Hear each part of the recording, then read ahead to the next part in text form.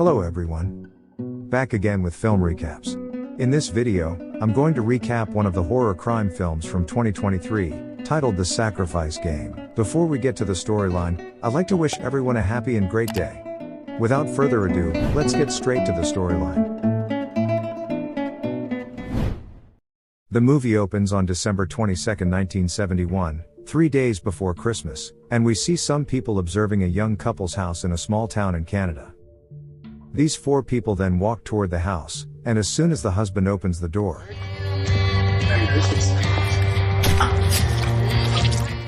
one of them brutally stabs the husband to death. Then, they restrain the scared wife, remove her clothes, and stab her as well. Some markings on her stomach indicate that the killings are ritualistic.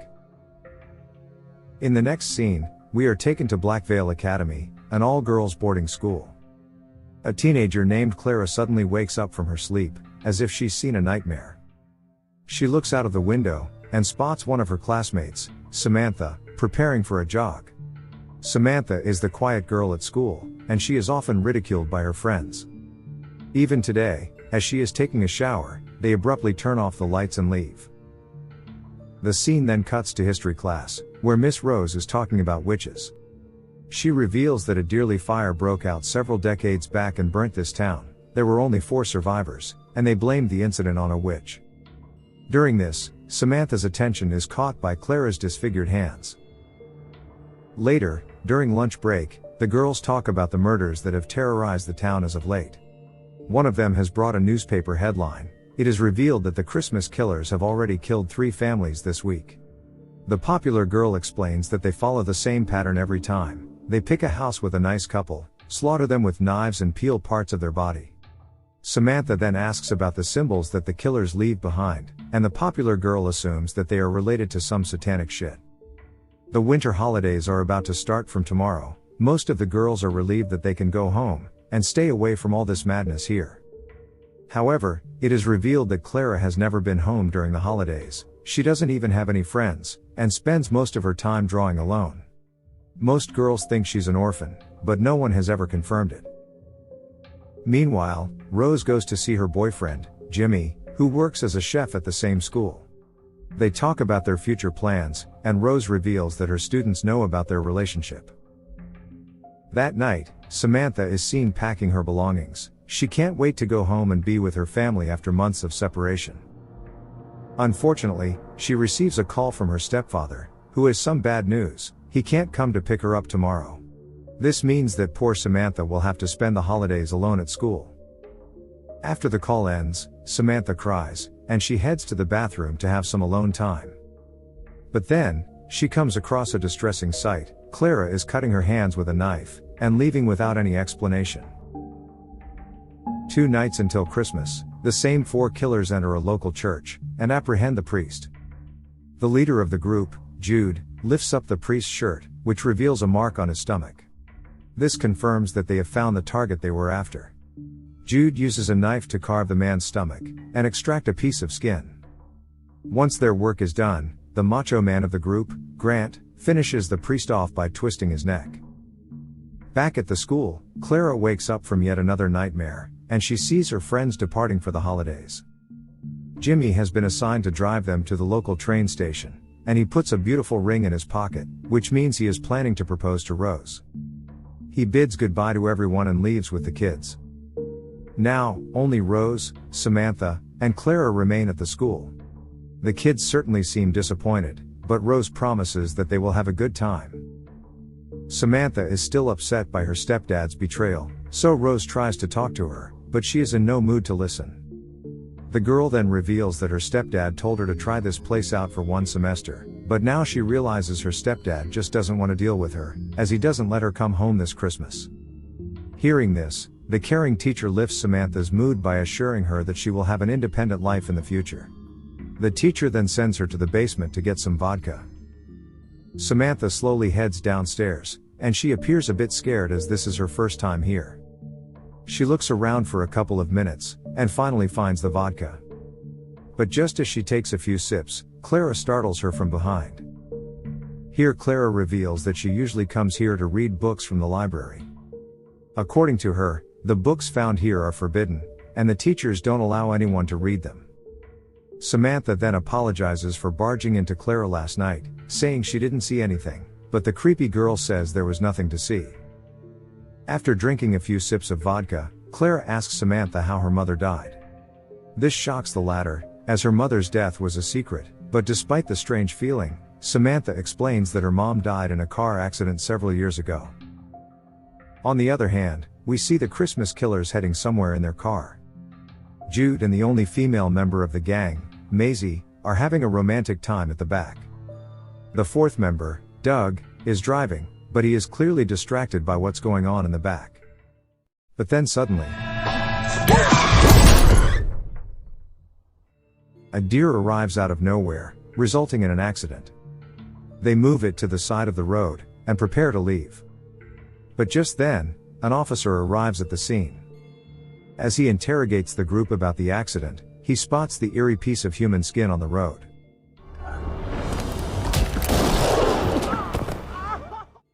Before the officer can do anything, Grant knocks him from behind, while Doug is shot in the arm as well. Jude shoots the officer to death, and simultaneously, Clara awakens from another nightmare. She seems to be connected to the killings in some manner. Later in the evening, Samantha and Clara join Miss Rose, who has prepared a wonderful set of dinner. She's doing everything to make the girls feel right at home. But all of a sudden, someone arrives at the door. It is none other than the notorious killer group, who have come here to treat wound on Doug's arm. Rose is clearly uncomfortable to let them inside, but the group insists. Maisie even mentions that she studied at the same school and graduated in 1964, and her picture's on the wall. It's the night before Christmas. Rose allows them in, and begins to stitch up Doug's wound so that they can leave right away. During this time, Maisie notices that Clara looks familiar, and asks if she has a sister went to school here, but she doesn't even respond. Unfortunately, after the treatment is done, the group refuses to depart. Jude grows unruly by the second, and mentions that they are here to have dinner. When Rose realizes that they are in danger, she grabs a pair of scissors and points it at them. Rose tells the kids to flee, but instead of escaping through the front door, Clara weirdly goes further inside the building. As a result, Samantha also follows her to the church room. Seeing Doug approaching outside, the two hide under the chairs, hoping they can remain undetected. Doug tries to give them a jump scare, but ends up getting the jump scare himself. Unfortunately, he easily catches Samantha and holds her. Clara, who has a knife in hand, approaches him, as if she's about to attack him. But the man threatens to snap Samantha's neck, so she hands him the knife, allowing him to apprehend both of them. Elsewhere, Rose manages to lock herself in a room. She tries using the telephone to call for help, but as usual, the line appears to be dead. Just then, her boyfriend Jimmy arrives outside the house, and notices the strange vehicle parked nearby. Rose also manages to contact him through the window, but Grant appears from behind, and knocks him out. Soon after, Jude also breaks through the door and takes Rose away. In the next scene, we see that the intruders are tying everyone in the dining room. It is Christmas Eve, and Jude and his group are excited about the dinner. They begin eating voraciously, while the poor captives watch in horror. Upon learning that Rose can't eat like a dog, Jude helps her do it. Moments later, Jude asks Rose if she loves Jimmy. When she replies with a yes, he reveals that Jimmy has something for her. He proceeds to untie the man, so that he can propose to her, but as soon as Jimmy breaks free, he tries to attack the leader. Fuck you! Jude counters by slashing his throat, killing him agonizingly. This leaves everyone in complete shock, but Clara seems to be weirdly unfazed. Jude then ends the dinner by giving Rose the ring her boyfriend had bought for her. Afterwards, the kidnappers bring the girls to the main hall, and Jude starts playing mind games. He opens the presents that Rose had brought for them. Samantha has received a lovely dress, and she is forced to wear it in front of everyone, while Clara just smiles at her. As for Clara, she has received a travel book, as she has never been out of the school in ages. Following this, they proceed to place all the pieces of skin they took from their victims inside a circle, carefully drawn with blood. Jude starts revealing their plan. He first mentions that gods or devils are not pleased through prayers, but by sacrifice. According to Jude, they can become immortal if they summon the demon here. Maisie then reveals that when she was studying at Blackvale School, she used to regularly go to the Forbidden Library. That's where she came across the book which included the instructions to summon the demon. The authorities found out about her activities and kicked her out, but she managed to grab a page which had all the information she required. Over the years, she met with the men who had similar agendas and minds. Every life they have taken, every drop of blood they have spilled, is according to the plan. Now, they have to kill only one innocent soul to complete the ritual. Meanwhile, Rose is busy cutting open her bondage with the earlier ring. She finally manages to break free, but before she can reach a weapon, Jude knocks her out. He takes her to the ritual circle, and brutally stabs the poor caring teacher. Electricity surges through the room, indicating the presence of the demon. However, after Rose passes away, nothing appears. The group is left astounded as they thought the demon would be summoned. Doug starts questioning if they went on a murder spree for no reason, but Maisie is certain that they have missed an important step. Hence, Jude and Maisie head down to the basement to check the magic book. Once they leave, the ever-so-creepy Clara inquires about what Doug wants if the demon is summoned. Doug is still skeptical that killing a bunch of religious people who have the same mark on their stomachs could summon a demon. Lastly, he confesses that he wants Maisie. However, the handsome guy is frustrated that Jude is the one who gets to be with her all the time. Stressed out by Clara's question, he demands to know where the booze is, so Samantha directs him towards the basement, leaving the girls in the care of Grant. Suddenly, Clara says Grant only joined this psychotic group because he is a soldier, who needs orders and enjoys a mission, as if she knows that he's an ex-soldier. She unexpectedly goes near him, and whispers, "Hell is waiting for you." Strangely enough, the phrase is echoed throughout the hall, and all the kidnappers hear it loud and clear. Clara then removes her clothes, revealing several satanic marks on her body.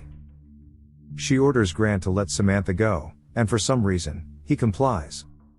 It is evident that he has been hypnotized by Clara, and Clara tells Samantha that Samantha has to leave right now, or she'll die. Clara then takes the blood of one of the group's victims, and puts it all over Grant's face, promising him immortality if he follows her commands. Downstairs, Maisie continues her research, and eventually learns that they made a big mistake. It wasn't a summoning ritual. She thought they had come here to summon the demon, but in reality, the demon was already here all along. It lured them here to set it free. We also see Clara, who is performing a menacing dance routine in the middle of the room.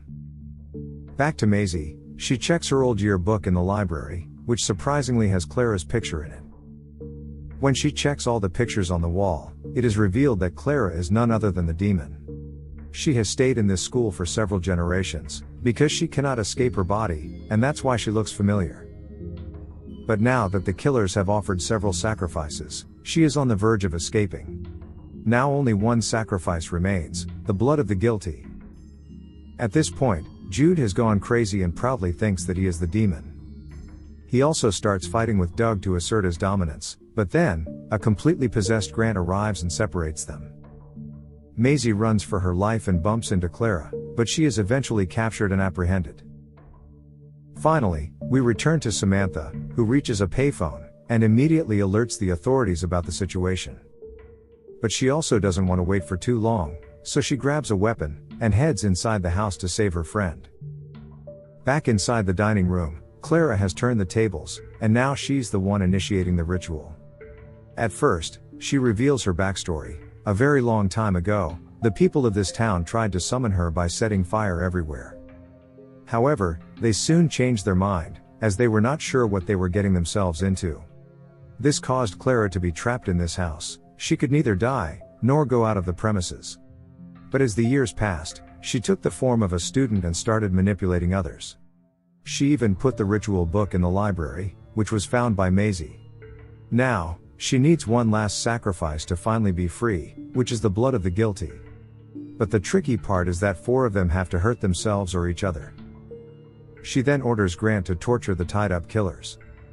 At first, The macho man Grant cuts Jude's ear for the sacrifice, and then he chops off Doug's fingers.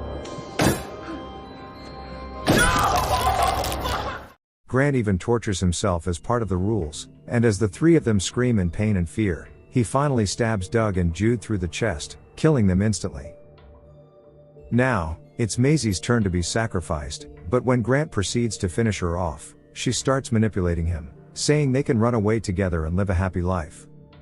This seems to have an effect on Grant, but since he cannot disobey Clara as well, he decides to end his life instead.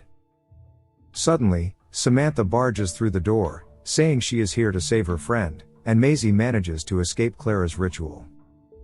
Samantha then reads the ritual book, and finally gets to know that her friend is the demon. Currently, Clara is trying to mess with Maisie's mind so that she goes crazy and kills herself.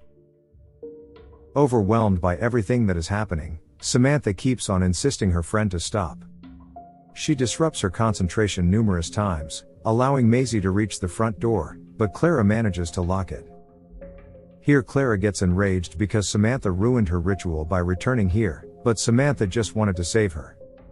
Clara then starts ranting about how lonely she feels due to years of confinement. She wishes the group could kill her.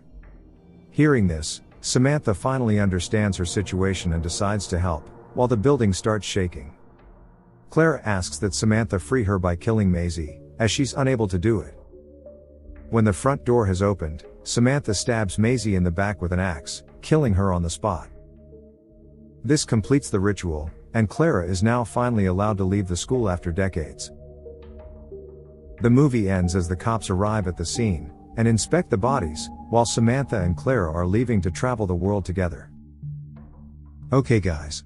Thanks for watching. See you again in the next video.